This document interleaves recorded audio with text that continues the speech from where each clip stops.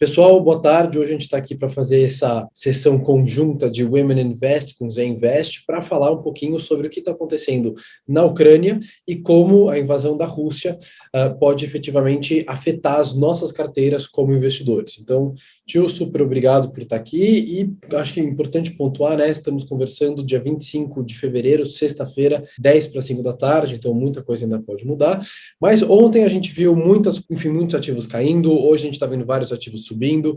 Qual foi a reação dos mercados internacionais após essas primeiras 48 horas da invasão? Oi, gente, boa tarde. Rafa, obrigado pelo convite. Sim, de fato, os mercados reagiram, né? De uma forma geral, desde que o Putin sinalizou a possibilidade, não é, de invasão e começou fazendo exercícios militares, isso já tem quase um mês, né? O mercado já começava a se dividir na antecipação de uma possível invasão, de fato, da Ucrânia pela Rússia. Hoje, como você disse, quase 48 horas depois da invasão, o mercado teve uma reação bastante antitética, não é? Quer dizer, nos primeiros momentos do mercado ontem, não é? Aqui de manhã ainda no Brasil, a gente viu as bolsas europeias e asiáticas trabalharem todas elas em fortes baixas, né? Então, o mercado entrou claramente numa postura que se chama de ausência de risco, risk-off, né? E com uma fuga para as moedas e para os ativos mais seguros, né? O dólar se fortaleceu, os ativos de renda fixa americanos, né, suíços, também se fortaleceram, e se esperava até então o posicionamento do governo americano, né? O Biden com a programação de falar ontem, à 1h30 da tarde, horário de Washington. O Brasil também acompanhou esse movimento de queda forte da Bolsa, né, com queda também na cotação do real. O real que vinha subindo, a Bolsa que vinha subindo, sofreram uma inversão e passaram a cair. E o que aconteceu foi que depois que o Biden veio, à 1h30 da tarde de Washington, anunciou algumas sanções importantes. Alguns dizem que ele poderia ter sido mais contundente e fazem essa comparação com o ex-presidente Trump, que ele certamente teria sido mais duro nas respostas, mas a realidade é que os mercados viram na resposta dos Estados Unidos, da Casa Branca, dentro daquilo que era possível, uma determinação bastante cirúrgica com relação a tudo aquilo que foi proposto, como disse Boris Johnson, né, para fazer o aperto, começar aquele processo de aperto da Rússia. Então, foram anunciadas medidas importantes de congelamento de ativos da Rússia em todas as moedas, nas principais moedas, pelo menos, dólar, euro, libra e ienes, não é? Não só do governo russo, nem só das estatais, mas também dos principais oligarcas russos, para ir minando justamente o bloco de apoio que Putin teria, então, com relação à sua medida, digamos assim, meio descabida, pelo menos pelos olhos do Ocidente nesse aspecto. A partir daí, houve efetivamente uma melhora significativa do humor nos Estados Unidos.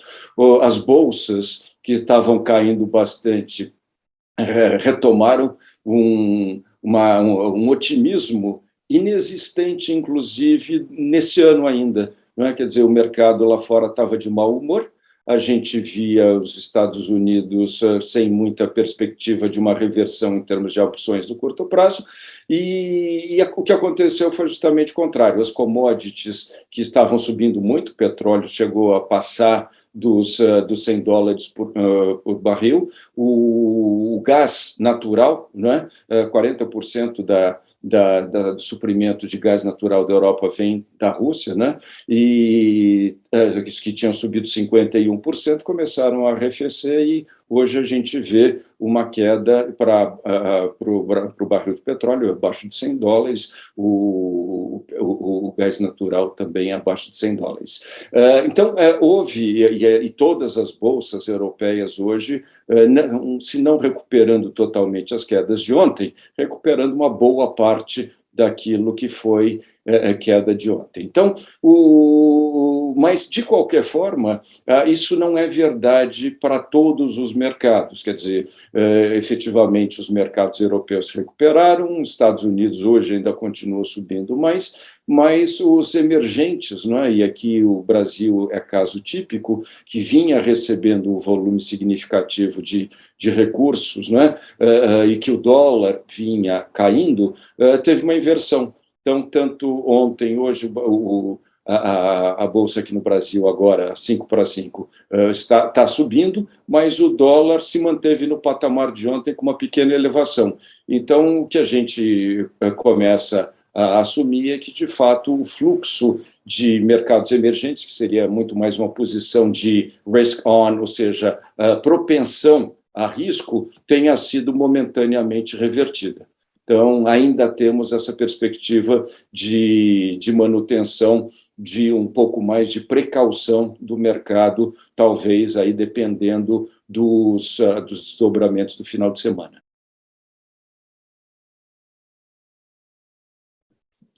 E pensando, então, nesse contexto de inflação, contexto de oscilação que as commodities ainda podem sofrer por conta de incertezas que podem advir da guerra, isso, enfim, a guerra na Ucrânia, ela deve afetar a postura que os bancos centrais brasileiro, americano, mundiais estão tendo e, enfim, vão passar a ter em relação a medidas monetárias mais restritivas, ou a gente deve esperar que tudo continue na mesma onda? Olha, Rafa, a gente já vinha tendo uma postura bastante clara de todos os bancos centrais do mundo, e aqui no Brasil ainda com maior ênfase, pelo aperto monetário. Né? Eu acho que qualitativamente, ou seja, em termos de tendência de manutenção de apertos monetários, sim, isso não deve mudar, a tendência deve ser exatamente a mesma. Quantitativamente, eu acho que é difícil a gente dizer ainda. Né? Eu acho que existem dois aspectos agora a serem considerados. Por exemplo, se você estivesse sentado na cadeira do FED. Né? O primeiro deles é, sem dúvida nenhuma, talvez uma continuidade do impulso inflacionário na medida em que petróleo está subindo. Pode ser que a gente tenha ainda outras commodities, não é, que já estavam passando por uma oferta mais restrita, um desequilíbrio entre demanda e oferta. Pode ser que isso, no curto prazo, acabe também influenciando um pouco a inflação. Agora, o Banco Central americano também é sempre muito preocupado com a disruptura nos mercados. Né? Então, se por um lado pode ser que tenha inflação, por outro lado, ninguém sabe como é que vai funcionar a articulação dos mercados, como é que as coisas vão acontecer. Em princípio, não. Em princípio, não deve existir, nem por parte do Banco Central americano, nem por parte do Banco Central europeu, uma mudança na postura. O Banco Central europeu ainda não começou o seu ciclo de aperto, sinalizou e adiou, mas ainda não. Então, eu acho que isso ainda depende, não é? Do que vai acontecer. A gente não sabe quanto tempo vai levar ainda essa intervenção, o Putin vai recuar, como é que as coisas, qual vai ser a pressão interna que ele vai sofrer, qual vai ser a resposta da China também, que é muito importante, porque ele procura um apoio na China com relação às medidas tomadas. Então, isso tudo a gente ainda são variáveis que ainda precisam ficar esclarecidas.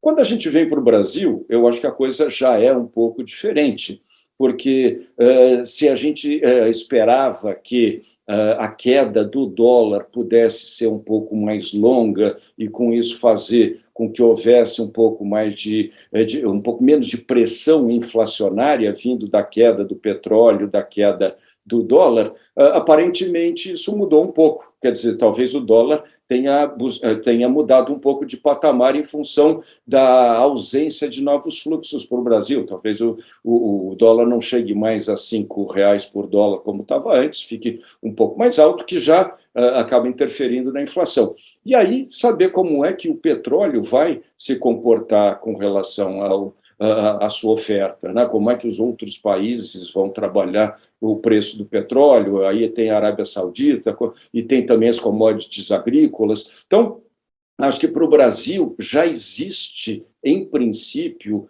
uma perspectiva de um pouco mais de continuidade nesse aspecto restritivo da política monetária. Não é? Quer dizer, se não com relação ao topo dos juros, talvez com relação ao início do ciclo de afrouxamento que pudesse acontecer depois da alta de juros. Não é? Então, pode ser que a gente comece a ver, né, uma perspectiva para 2023 de manutenção de juros num patamar mais alto por um período mais longo de tempo. Isso é ruim por causa da economia, isso é ruim porque dificulta a retomada tanto do desemprego como da economia. Então, acho que nos Estados Unidos, na Europa, o efeito é um efeito mais diluído, um efeito não tão importante com relação ao que pode acontecer nos próximos meses, com relação à disruptura de mercados e com relação à continuidade de inflação,